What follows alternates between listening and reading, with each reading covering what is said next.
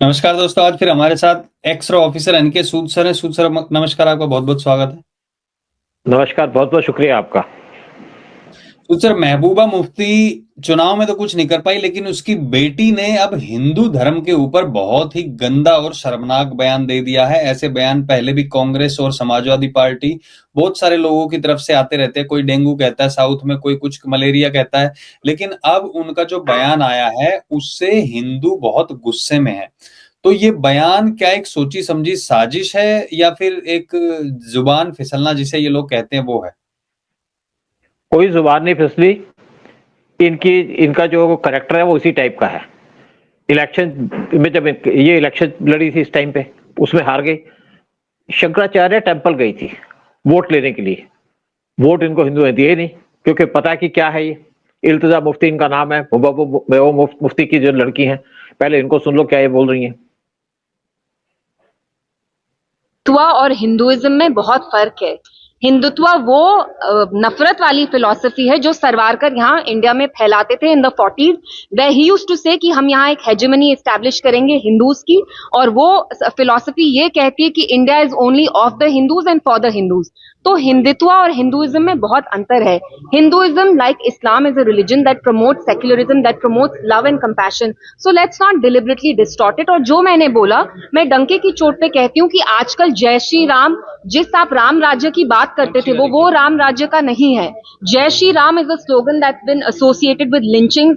जब आपको किसी मुसलमान बच्चे की पिटाई करनी है, आप ये स्लोगन यूज करके उसकी पिटाई कर रहे हैं। सो इट्स वेरी शेमफुल कि हिंदुइज्म जो रिलीजन है, आप उसको डिस्टॉर्ट कर रहे हैं। और मैंने हिंदुत्व को क्रिटिसाइज किया, और मैं डंके की चोट पे कहती हूँ कि हिंदुत्व एक बीमारी है और इस बीमारी का इलाज हमें करना पड़ेगा। अच्छा, दो चीजें हैं सूद सर इसमें। एक तो इसने कहा जी, कि जैसे कि मुस्लिम जो धर्म है वो लव और कंपैशनेट और पता नहीं क्या क्या बोल गई है उसके बारे में। और दूसरा इसने कहा कि जय श्री राम के नारे लग के कि बच्चे की पिटाई की जाती है। वो जब अभी इजराइल में वहां पे महिलाओं को, बच्चों को उठा के ले गए थे, वो किस चीज के जय श्री राम के नारे लग रहे थे सूद सर वहां पर? इस्लाम के नारे लग रहे थे, अल्लाह अकबर कहा जा रहा था। अल्लाह अकबर लेकर के दूसरी कंट्री पे कंट्रोल किया जाता है, हिंदुओं को मारा जाता है या नॉन मुस्लिम पे अटैक किया जाता है। ये हमास की सपोर्ट कर रही हैं कि जो हमास ने एक्शन किया वो एक पीसफुल एक्शन था। यानी कि जो हमास के लोगों ने इजराइल के 1200 लोगों को मारा, लड़कियों का पेट फाड़ दिया, बच्चे बाहर निकाल दिए, रेप कर दिया, 6-6 साल के बच्चों की गर्दन काट दी, 60-70 साल के आदमियों का सत्यानाश कर दिया। ये उसको कहते हैं कि पीसफुल धर्म है। ये लोग अपने आप को कहते हैं कि हम बहुत पीसफुल हैं। कितने पीसफुल हो तुम्हारा जो अब ये बात करते हैं इस्लाम की। खैर, मैं किसी रिलीजन के ऊपर तो बात नहीं करूंगा, लेकिन इनकी स्टेटमेंट पे तो बात करनी पड़ेगी। इनकी जो मदर है महबूबा मुफ्ती, वो सीएम रही थी कश्मीर की, जम्मू एंड कश्मीर की। और उनके टाइम पे पुलवामा अटैक हुआ था। पुलवामा अटैक के अंदर 40 जो सोल्जर्स थे वो मारे गए थे। एक टेरर अटैक था जिसकी पूरी सपोर्ट की थी इन लोगों ने। महबूबा मुफ्ती की वजह से वहां पे अटैक हुआ। और ये जो अटैक किया मुस्लिम ने किया। ये पीसफुल धर्म है। वहां पे हिंदुओं को मारा गया कश्मीर के अंदर, और कहा गया कि जो आप हिंदू हैं आप भाग जाओ और अपनी औरतों को छोड़ दो, और बच्चों को भी साथ छोड़ दो, कि उनको आप मुसलमान कन्वर्ट कर देंगे और औरतों का आप रेप करेंगे। एक पीसफुल धर्म है। ये इस्लाम की इंसल्ट कर रहे हैं। ये जानते हैं कि इस्लाम क्या है। और महबूबा मुफ्ती कौन है? महबूबा मुफ्ती वहां पे चीफ मिनिस्टर थी, और महबूबा मुफ्ती ने अपने चाचा से शादी कर ली, यानी कि अपने बाप का जो छोटा भाई है उससे शादी कर ली, और ये उसके औलाद हैं। अब ये नहीं समझ में आता कि अपने फादर को वो कहें अब्बू कहूं, या उनको ये कहें कि मैं चाचा हूं, या उनके नाना है या दादा है, क्या है, समझ ही नहीं आता इनके रिलेशन के अंदर। और आप बात करते हो पीसफुल रिलीजन की। आपका रिलीजन इस टाइप का पीसफुल है और आप दूसरे रिलीजन को गालियां देते हो। वहां पे श्री राम लेकर के अगर किसी ने कुछ कह दिया, क्योंकि आप गाय को की स्मगलिंग करोगे या गाय को बेचोगे या काटोगे, तो हिंदू तो भड़केंगे। अगर हम सुअर की बात कर दें, कोई सुअर के बारे में कह दे कि आपकी मस्जिद के आसपास किसी को भेज दे, तो आपको कैसा लगेगा? आपने इतने हिंदुओं को मारा। और जब वहां पे कत्लेआम हुआ हिंदुओं का कश्मीर के अंदर, तो मुफ्ती महबूबा मुफ्ती का फादर मुफ्ती मोहम्मद सैयद होम मिनिस्टर था, और उसकी पूरी निगरानी के अंदर सारा काम किया गया। और महबूबा मुफ्ती की बहन को किडनैप किया गया, फॉल्स किडनैपिंग थी। ताकि जो टेररिस्ट है उनको छोड़ दिया जाए। वर्ल्ड के अंदर कोई टेररिस्ट एक्टिविटी करता है तो मुस्लिम करते हैं। 100 में से 99 आदमी जो टेररिस्ट है वो सारे के सारे मुस्लिम है, और ये कहते हैं कि अच्छा धर्म है, कोई बात नहीं, ये तो हम किसी फैक्ट और है, के आपके धर्म की बात तो नहीं। आई डोंट नो आपने 99 क्यों कहा, क्योंकि मैंने तो लगभग सभी को सुना है, जहां तक मेरी नॉलेज है, हो सकता है कि, लेकिन आप कह रहे 99%, तो वो 1% मुझे चलो नहीं पता 1% छोड़ दिया, कोई और टेररिस्ट निकल जाता है। कई बार कुछ यूरोप के अंदर कोई इंसिडेंट हो जाती है, कोई बच्चों को मार देते हैं, कोई टेररिस्ट आकर को अटैक कर देते हैं, उसको हम छोड़ देते हैं उसके ऊपर। लेकिन ये उस रीजन की बात कर रहे हैं जो जहां कत्लेआम होता है। कौन सी ऐसी कंट्री है मुस्लिम के अंदर जहां पे टेररिज्म नहीं चलता? पाकिस्तान से टेररिस्ट आते हैं इंडिया के अंदर, यहां पे हिंदुओं का कत्लेआम करते हैं, सिक्योरिटी फोर्सेस पे गोलियां चलाते हैं, वो पीसफुल रीजन के लोग हैं। जब यहाँ पे 26/11 के इंसिडेंट हुई तो भी जो अटैक किया था मुस्लिम ने किया था, वो पीसफुल थे।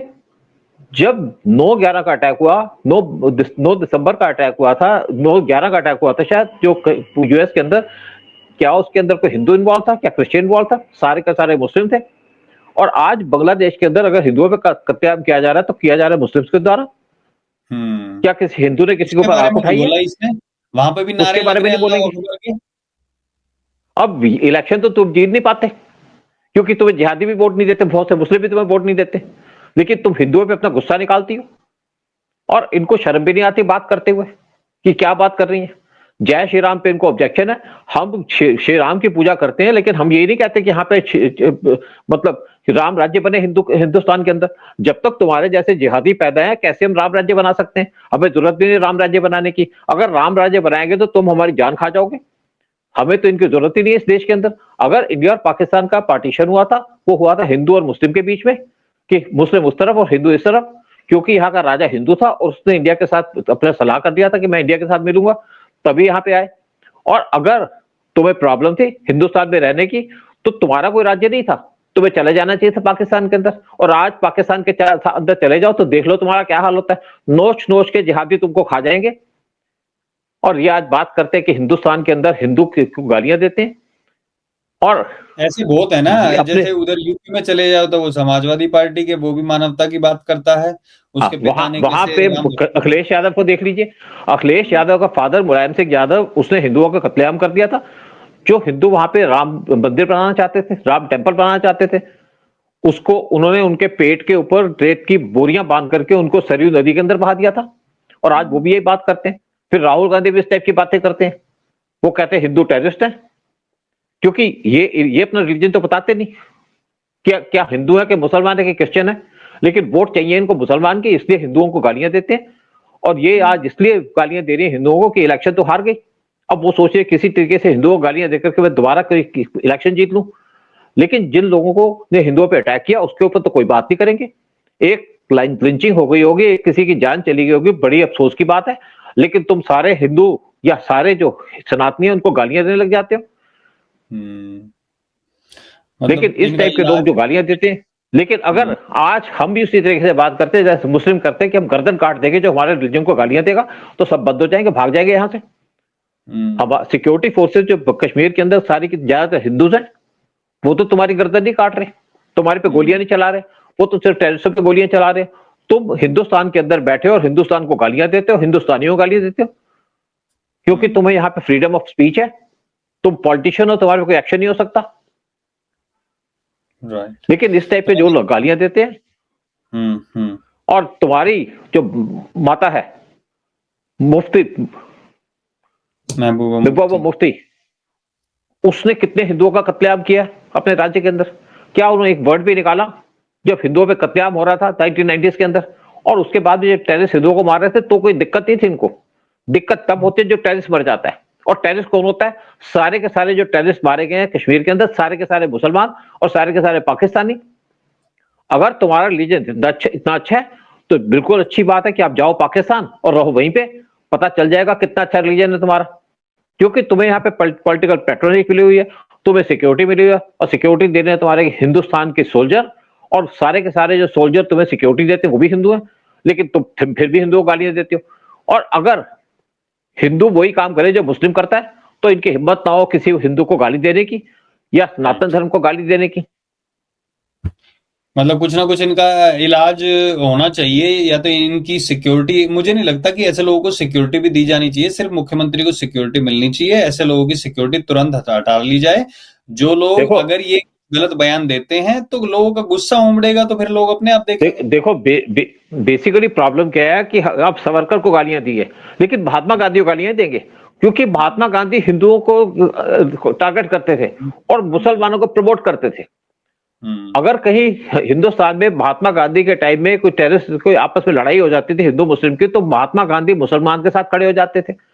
मैं वैसे भी कई बार कह चुका हूं, 15 अगस्त 1946 के अंदर कलकत्ता के अंदर टेररिस्ट अटैक हुआ। टेररिस्ट अटैक किया, मुसलमान सारी मस्जिदों से निकल गए इकट्ठे होकर के सवर उस टाइम पे, और सोहराबादी उस टाइम पे वहां के सीएम थे, और उन्होंने जिन्ना के कहने पे वहां पे मुस्लिम को कहा, भड़काया कि आप जाइए और यहाँ पे हिंदुओं का कत्लेआम करिए। साथ में उन्होंने एश्योरेंस दे दी कि सारी पुलिस तो, मैं यहाँ पे सीएम है तो पुलिस तो मेरे कंट्रोल में है, और पुलिस को वहां पे जाने की कोई परमिशन नहीं थी कि आपने घरों में बैठे रहो या थाने में बैठे रहो, कोई कंप्लेंट अटेंड नहीं करोगे। और हिंदुओं और मुसलमानों ने हिंदुओं का कत्लेआम करना शुरू कर दिया। 15 अगस्त 1946 को यही हुआ, इंडिपेंडेंस से पहले, क्योंकि जिन्ना चाहते थे कि कलकत्ता पाकिस्तान से मिल जाए, और 15 को वहां पे कत्लेआम शुरू हो गया। सारे जिहादी जो अपनी मस्जिदों से बाहर आकर के उन्होंने हिंदुओं को काटना शुरू कर दिया, औरतों का रेप करना शुरू कर दिया, औरतों को किडनैप करके ले गए। 16 को भी चलता रहा, 17 को भी चलता रहा। उसके बाद 18 को एक वहां पे हिंदू गोपाल पाठा खड़ा हो गया, 200 उसके पास पहलवान थे, वो भी मीट की दुकान थी उसकी, और उन्होंने जब मुस्लिम अटैक करने आए उनको घेर लिया और मार दिया। इसी तरीके से जब पाठा ने काम किया तो बहुत से हिंदू इकट्ठे हो गए, और एक जैन था वहां पे जिसने इनको पैसा दे दिया, कुछ इनके पास हथियार भी आ गए, और जहां पे भी मुस्लिम गए उन्होंने उनको मारना शुरू कर दिया। 3 दिन तक तो मुसलमानों को मारते रहे, जो भी मुसलमान बाहर आए, फिर मुसलमानों ने बाहर निकलना बंद कर दिया। तब इन्होंने मुसलमान की कॉलोनी में घुस करके उनको मारना शुरू कर दिया। 3 दिन को उनको काटते रहे, मारते रहे, और जितने हिंदू मरे थे उससे डबल मुसलमानों को मारा गोपाल पाठा और उनकी टीम ने। और तब सोहराबादी चले गए गांधी के पास, और गांधी जी वहां पे भूख हड़ताल में बैठ गए मुसलमानों के सपोर्ट में। जब हिंदू कट रहे थे तब तो महात्मा गांधी बाहर नहीं आए, लेकिन जब मुसलमान कटने शुरू हुए तो महात्मा गांधी बाहर आ गए। इनको तो महात्मा कहते भी कई बार हमें शर्म आती है। तो विरासत में मिली है ना, राहुल गांधी भी तो यही करते हैं ना, हिंदुओं के ऊपर कुछ होता तब नहीं बोलते, मुसलमानों के ऊपर होता तभी बोलते हैं ये। लेकिन गोपाल पाठा का नाम लेकिन गोपाल पाठा का नाम हिस्ट्री के अंदर नहीं है, उसका नाम नहीं है, सोहराबादी का है। लेकिन सोहराबादी जब पार्टीशन हुआ तो चले गए बांग्लादेश के अंदर, जो आज प्रेजेंट बांग्लादेश है, यानी कि ईस्ट पाकिस्तान, और वहां पे उनको कत्ल कर दिया गया मुसलमानों के द्वारा। तो वही है ना, हिंदुओं का कत्ल कर रहे थे। कर्मा है, कर्मा नहीं, मुसलमान तो किसी के सगे नहीं।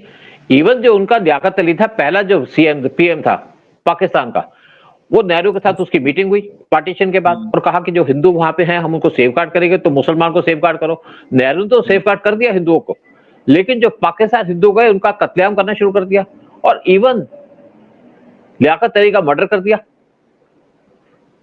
और यहां पे आप देखिए वक्फ बोर्ड बनाया, ये कांग्रेसी है, उन्होंने वक्फ बोर्ड बना दिया कि जितनी मुसलमान की प्रॉपर्टी उनको दे दो, साथ में इनको और ज्यादा प्रॉपर्टी, जहां हाथ रखोगे तुम्हारी प्रॉपर्टी है।